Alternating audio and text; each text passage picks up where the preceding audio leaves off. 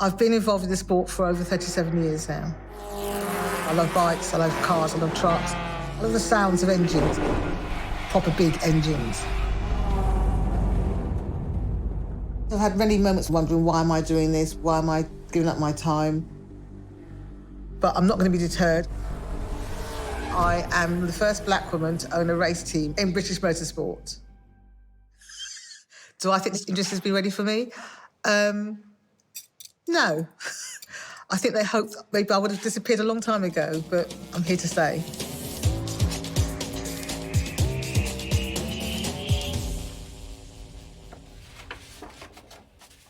This is when I was with the BRCC, my season pass in 2007.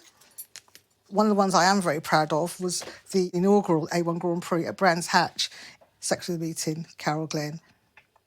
Things I've done in my life. I was Miss November 2005 in the checkered flag, so one of my more racier moments. I've met lots of drivers over the years, but obviously there's one special one, and he's so much taller than I thought he was, and he smelled absolutely gorgeous. But I did have to tell him off, because he just finished talking to a group of kids, and then one of the children asked him, what is his legacy? And he sort of hesitated, and I felt it should have been a question he should have been able to answer straight away. When I actually then had my few minutes with him afterwards, I went, next time, make sure you've got your answer ready for that question. You should always have that question on your mind. So there I am, wagging my finger at him. But he was laughing at me. Apparently he is aware of what I'm doing all the time, which is quite nice. I went to my first race meeting in 1988 at Brands Hatch. I went with my then partner. I remember sitting, watching the cars come hurtling towards us. Literally within months, I got my first set of overalls and I became a trainee course marshal. And then I was totally hooked, totally hooked.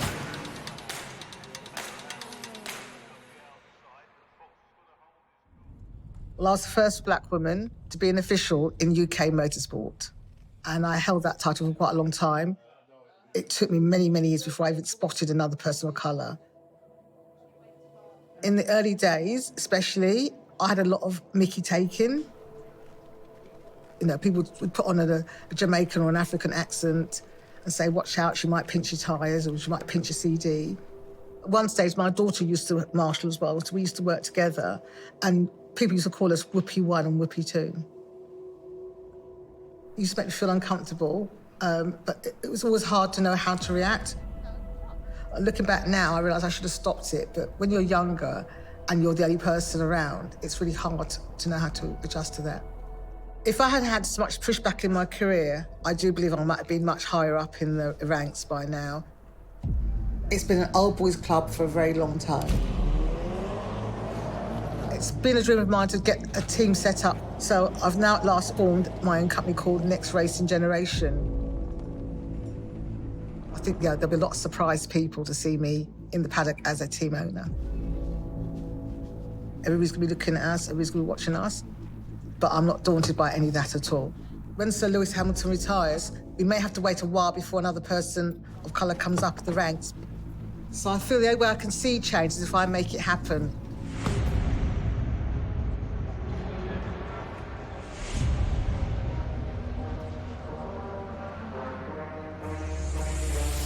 I've got two racing drivers, and they're both coming from a karting background. There is no stopping Emmanuel Bradley. It's Ira Gallagher takes the win. It's a very big step up to go from outdoor karting to single-seaters. It's very, very hard to get started in the sport, very, very expensive. So the reason why we're able to go race is because we have really looked at the costs. Even at very grassroots level, we were looking at £80,000 for the season. I've managed to get it down to about half of that, with the boys sharing the car. They still get the same experience as a big top team. There's going to be a lot of pressure on the team, because nothing like this has been done before. It's just finding that biting point and knowing that biting point. But this is what this is for. This is all about learning. You'll be coming into this garage here for Parc Fermé. So that's how you're being observed. We track all the cars going around. Back in the day, we used to have about 4 or 5 people with stopwatches. For every car? Yes. I think we'll definitely be the underdogs. Trying to come in as an outsider was very, very difficult. But somebody had to do something that was a bit different, a bit unique. I mean, most people think that I'm mad trying to do it the way I'm trying to do it. But I think if you keep waiting, then you're never going to get off the ground.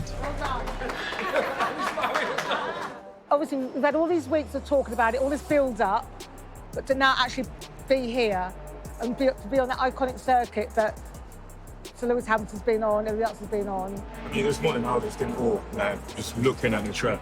Because you see all the time growing up on television and then to see it with your own eyes, it's a marvel. I mean, it still feels surreal because obviously in karting you've only got 2 pedals, brake, accelerate and whatnot. This with the clutch as well, it's an added challenge. Both of you have handled this really, really well. We're going to have a good day tomorrow. We'll put on the show.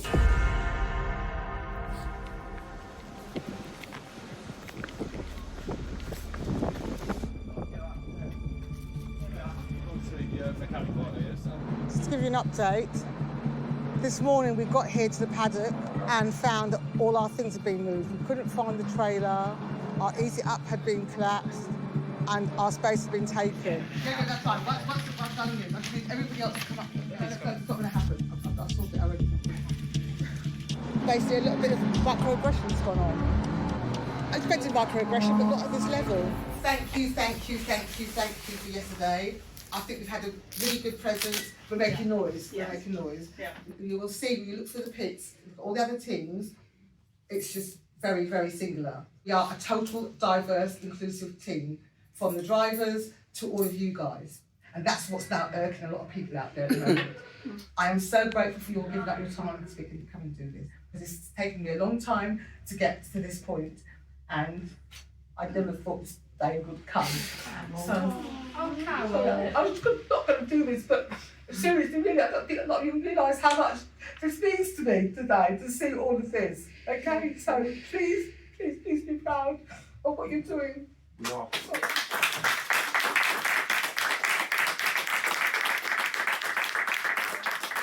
You count down 1 minute 30 seconds, we'll be on the grid. You'll then go off on a green flag lap as per usual. Right, so just the new drivers step down, please. The rest of you, thanks. Have great fun on it. Okay. You ain't going to win the race. Please don't try and win the race. Certainly don't try and win the race on the first corner. That's the safest way for everybody. Brilliant. Okay. Thank you. Right. Have a good race and I hope I don't see you again.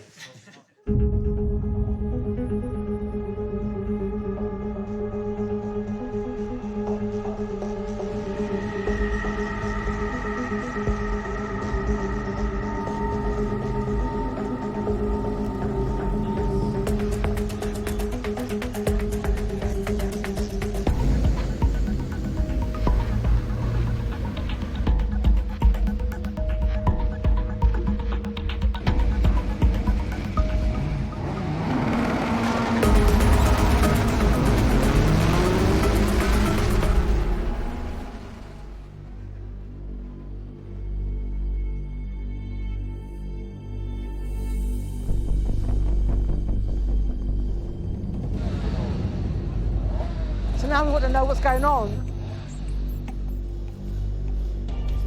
He's out? Yeah. What's happened?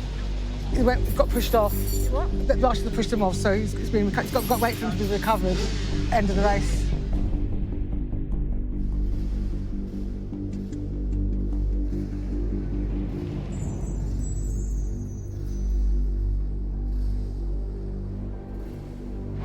So was it the clutch? No, it was the gear. The gear? The worst thing about it is I finally got the hang of the heel and toe.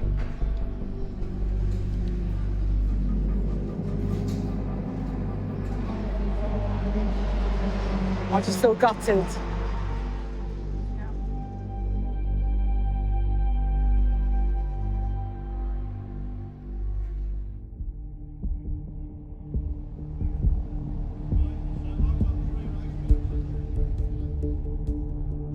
Here you're going to do a lap, stop, minute board, 30-second board, then there'll be a green flag.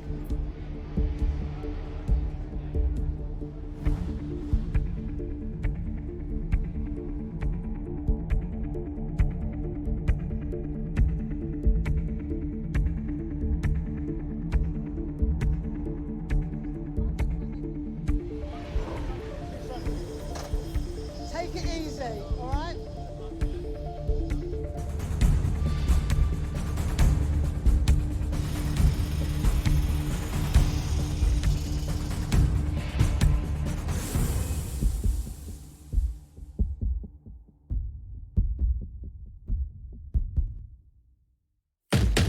is the anthem. This is the anthem. Been on this journey with all the madness. I come from royalty, see my crown. Put my necklace in the freezer, so I keep all of my eyes cool. Cause this year, then we more the fear. Work on the street, yeah, I run the crew. He's moved up 7 places.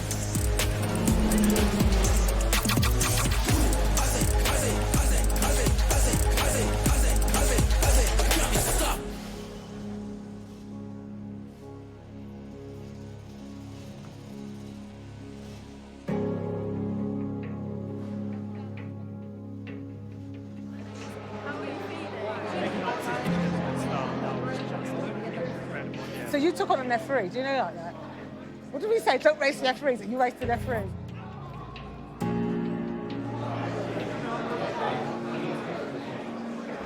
I mean, you were there, but did you see your star? We were like, what? That was electrifying, man. Thank you, man. It doesn't matter what discipline or sport that you do, everybody gets their highs and their lows. And we certainly had our highs and lows during this first event. I'm so, so proud of the team. The fact that we've actually achieved something that everybody would have said was impossible.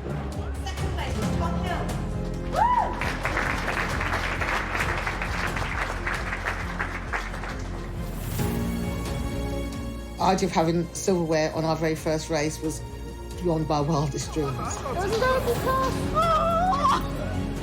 Motorsport has given me a lot. It has absolutely changed my life. But I didn't start out to sort of break any barriers or to have any achievements. It was just something I loved doing.